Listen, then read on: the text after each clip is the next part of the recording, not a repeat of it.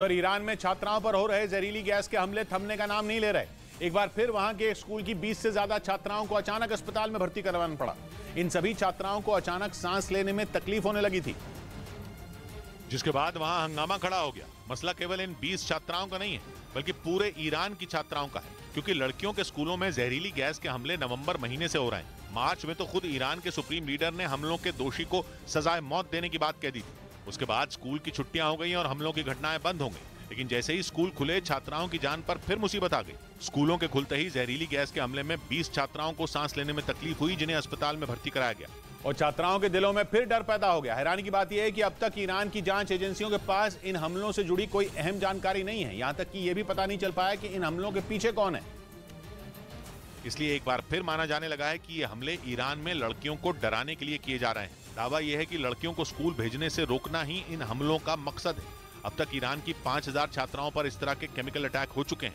Iran में हिजाब के विरोध में हुए आंदोलन ने कुछ महीने पहले सरकार को हिलाकर रख दिया था। इस आंदोलन में सबसे बड़ी भूमिका स्कूली छात्राओं की थी, जिन्होंने कैमरे के सामने खुलेआम हिजाब जलाए थे। माना जा रहा है कि ईरान में छात्राओं से अब उसी आंदोलन का बदला लिया जा रहा है। इस बीच यूक्रेन के मीडिया ने दावा किया कि पुतिन ने काला सागर में अपने जंगी जहाजों की संख्या बढ़ाकर 15 कर दी। इन 15 जंगी जहाजों में 6 तो खतरनाक मिसाइलों से भी लैस हैं, जिसके बाद आशंका जताई गई कि यूक्रेन पर मिसाइल हमलों की बाढ़ आ सकती है, क्योंकि जंग में अब तक रूस ने कभी भी एक साथ मिसाइलों से लैस इतने जंगी जहाज काला सागर में नहीं भेजे थे। और इसीलिए यूक्रेन में इस बात का खौफ बढ़ गया कि जल्द ही उसके कई शहरों पर बड़ा हमला होगा। कहा जा रहा है कि यह हमला ठीक वैसा ही होगा जैसा जंग की शुरुआत में हुआ था, जब काला सागर से दागी गई कलिब्र मिसाइलों ने यूक्रेन के शहरों में हाहाकार मचा दिया था।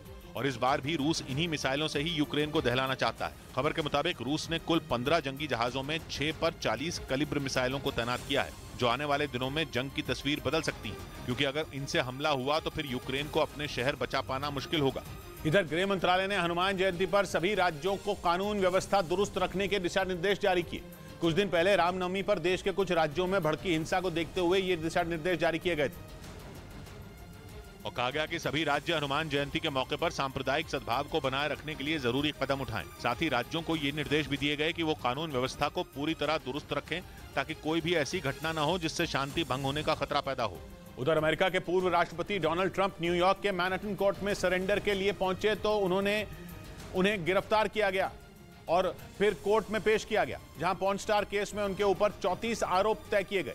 इसी केस में सरेंडर करने के कोर्ट के आदेश के बाद ट्रंप न्यूयॉर्क पहुंचे थे, जहां की मैनहट्टन कोर्ट में पहुंचते ही पहले उन्हें गिरफ्तार किया गया और फिर कोर्ट में पेश किया गया। इस दौरान कोर्ट के बाहर ट्रंप के समर्थक और विरोधी दोनों बड़ी संख्या में मौजूद रहे और वहां उनके बीच टकराव भी देखने को मिला, जबकि कोर्ट में मौजूद ट्रंप के ऊपर 34 आरोप तय किए गए। ट्रंप पर लगाए गए सभी आरोप 2016 के राष्ट्रपति चुनाव के दौरान पॉर्न स्टार स्टॉर्मी डैनियल्स को चुप रहने के लिए पैसे देने से जुड़े।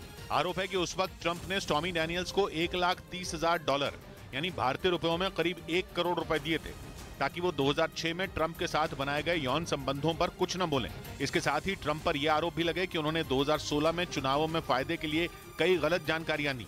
हालांकि कोर्ट में ट्रंप ने अपने ऊपर लगाए गए सभी आरोपों को नकार दिया और खुद को निर्दोष बताया। और ट्रंप का पक्ष सुनने के बाद मैनहट्टन कोर्ट ने अगली सुनवाई के लिए 4 दिसंबर की तारीख तय कर दी, जिसके बाद डोनाल्ड ट्रंप कोर्ट से निकले और फिर उनका काफिला एयरपोर्ट की तरफ रवाना हो गया, जहां उनका निजी विमान खड़ा था। और उसी विमान से ट्रंप न्यूयॉर्क से फ्लोरिडा के लिए रवाना हो गए। फ्लोरिडा में अपने घर पहुंचने के बाद ट्रंप ने वहां मौजूद समर्थकों को संबोधित किया। वहां ट्रंप ने बाइडेन सरकार पर जमकर निशाना साधा। Interfere with our elections by using law enforcement. We can't let that happen. Trump ने आरोप लगाया कि जो बाइडेन के राष्ट्रपति बनने के बाद से अमेरिका अपने सबसे बुरे दौर में पहुंच गया है। वहीं ट्रंप के केस पर व्हाइट हाउस की तरफ से भी प्रतिक्रिया आई। व्हाइट हाउस के मुताबिक ट्रंप का केस बाइडेन के लिए कोई बड़ा मुद्दा नहीं है।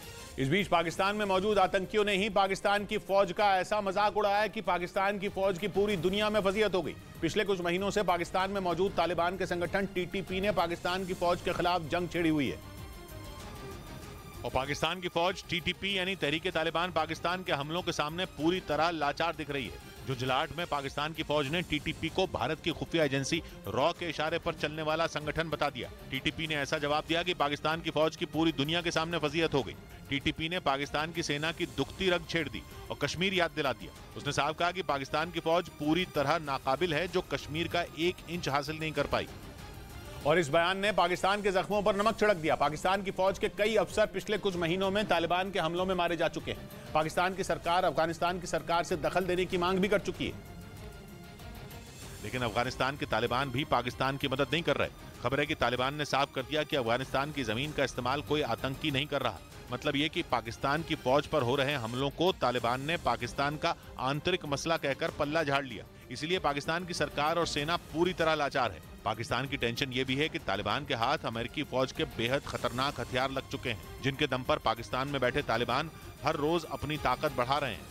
इधर ब्रिटेन की सरकार ने चीन के सोशल मीडिया ऐप टिकटॉक पर भारी जुर्माना लगाते हुए उसे बड़ा झटका दिया। टिकटॉक पर यह कार्रवाई बच्चों के डेटा के गलत इस्तेमाल करने के मामले में की गई, जिसके तहत ब्रिटेन ने चीन के सोशल मीडिया ऐप टिकटॉक पर 13 मिलियन पाउंड यानी भारतीय रुपयों के हिसाब से करीब 130 करोड़ रुपए का जुर्माना लगाया। इसके अलावा ब्रिटेन ने जुर्माना लगाते हुए टिकटॉक को बच्चों के लिए असुरक्षित ऐप भी बताया और उसे अपने नियमों को सुधारने की नसीहत दी।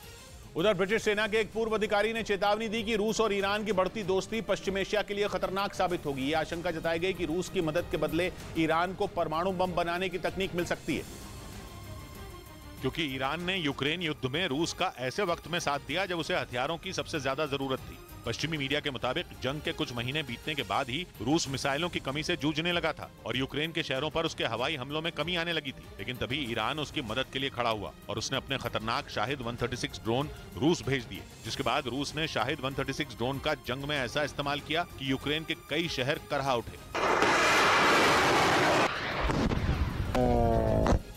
माना जाता है कि ईरान के ड्रोन की वजह से ही कई बार जंग में रूस का पलड़ा भारी होता दिखाई दिया और दावा है कि अब रूस परमाणु तकनीक देकर ईरान के इसी एहसान को चुकाने की तैयारी कर रहा है, ताकि दोनों के बीच की दोस्ती और मजबूत हो सके। लेकिन ईरान के मीडिया की रिपोर्ट के मुताबिक उनकी इसी नजदीकी ने दुनिया के कई देशों की चिंता बढ़ा दी। रिपोर्ट में ब्रिटेन की सेना के पूर्व अधिकारी के हवाले से दावा किया गया कि ईरान की वजह से पश्चिम एशिया बड़े युद्ध के खतरे की तरफ बढ़ रहा है, क्योंकि इजरायल ये साफ कर चुका है कि वो किसी भी कीमत पर ईरान को परमाणु बम बनाने नहीं देगा, जबकि ईरान परमाणु ताकत बनने पर अड़ा हुआ है। हालांकि उसने कभी खुलकर इस बात को नहीं माना, लेकिन कई बार इस तरह की खबरें आई कि वो जल्द ही परमाणु बम बना लेगा और इन्हीं खबरों ने इजरायल के साथ साथ अमेरिका को भी बुरी तरह भड़का दिया और दोनों ने धमकी दी कि ईरान को रोकने के लिए हमला भी करना पड़ा तो वो चूकेंगे नहीं। इसी वजह से ये कहा जा रहा है कि एक बार अगर ईरान पर हमला हो गया तो पश्चिम एशिया के कई देश जंग की भेंट चढ़ जाएंगे, क्योंकि ईरान के पड़ोस में इराक है और उसके पीछे सीरिया, जहां अमेरिकी सेना की पहले से पैठ है और वहां से ईरान पर आसानी से हमला किया जा सकता है।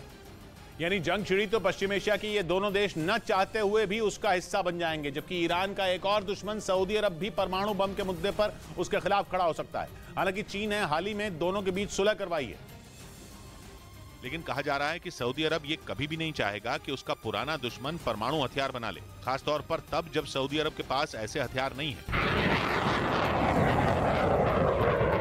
और इसीलिए माना जा रहा है कि अगर ईरान ने परमाणु बम बना लिया तो वो सऊदी अरब के लिए भी एक बड़ा खतरा बन जाएगा और सऊदी अरब भी उसे ऐसा करने से रोकने के लिए अमेरिका और इजराइल के पाले में जा सकता है। हालांकि सऊदी अरब और इजराइल में भी हमेशा तनातनी रही है, लेकिन हाल के दिनों में इजराइल को लेकर सऊदी अरब के रुख में नरमी देखने को मिली, जिसकी वजह से अगर वो ईरान के खिलाफ खुलकर उतर गया तो पश्चिम एशिया जंग की आग में जल उठेगा।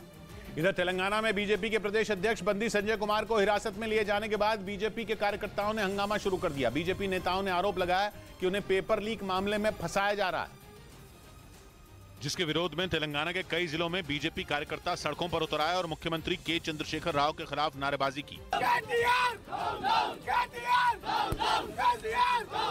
वहीं जब पुलिस बंदी संजय कुमार को मेडिकल चेकअप के लिए ले जा रही थी तो बीजेपी के कार्यकर्ताओं ने पुलिस की गाड़ी को रोकने की कोशिश की। इस दौरान कई लोग तो पुलिस की गाड़ी के सामने ही लेट गए। पुलिस ने हल्का बल प्रयोग कर बीजेपी के उन गुस्साए कार्यकर्ताओं को रास्ते से हटा दिया